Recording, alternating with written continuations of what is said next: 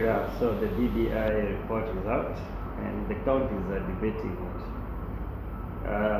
Politicians are preoccupied with the issues in the BBI document. But for the sake of Kenyan citizens, I just want to find if anybody is even aware of what is in that BBI document.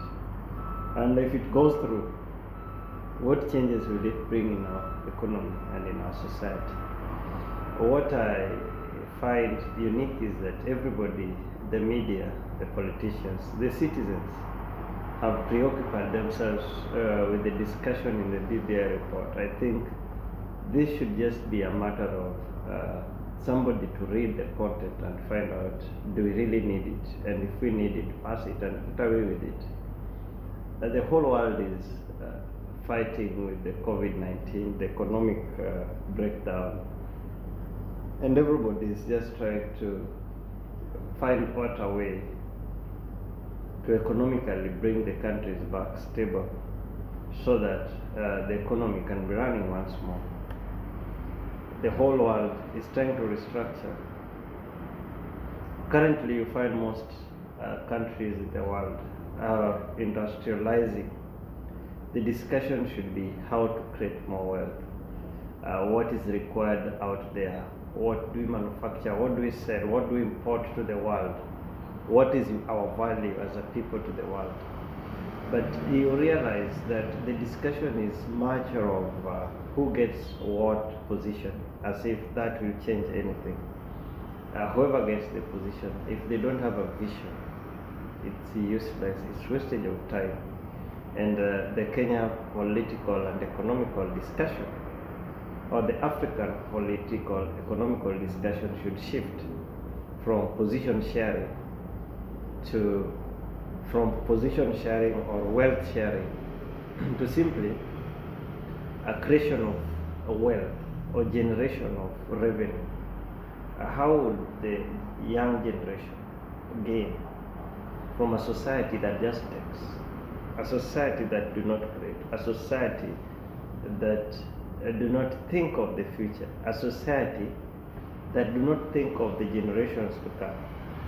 Africa is a society of people who just want to take the little that is there and really don't think about creating for the generations to come.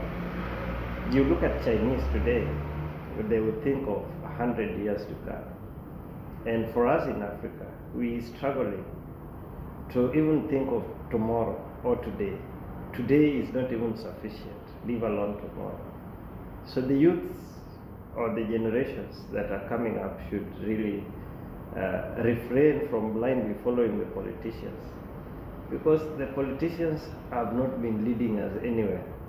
The discussion should run away from which tribe or which constitution or which BBI or whatever. We should basically concentrate on what is in there for us. What can we do to change the story of Africa? What can we do to make it different? This is what we should be discussing.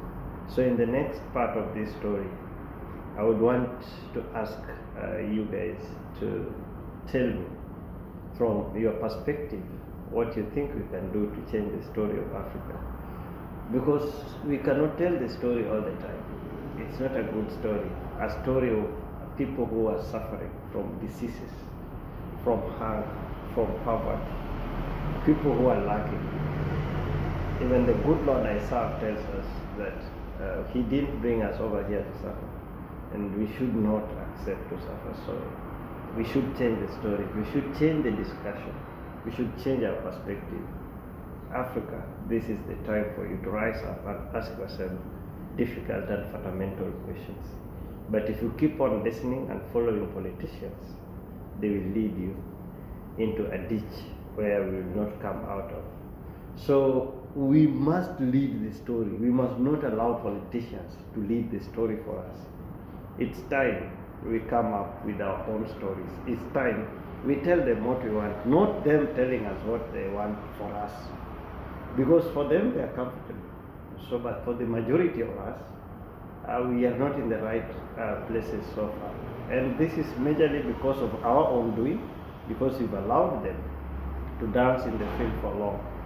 We've actually been food in the dinner table than being the diners. So we have to change the story. We must stop being served as the food. We must stop being served as the food in the dinner table, and we must start being the people who are eating in the table. We must join the meal as people who are there to eat, and not food to be eaten. For a long time we've been eaten. So think about this. We need to come together as youths and find out a way of how do we change the story? How do we stop this story from being about the politicians to make it a story of being about the country, being about the future generations, being about creation of wealth? This story must be changed. And if you wait for the politicians to change your status, you will wait for the next 2,000 years.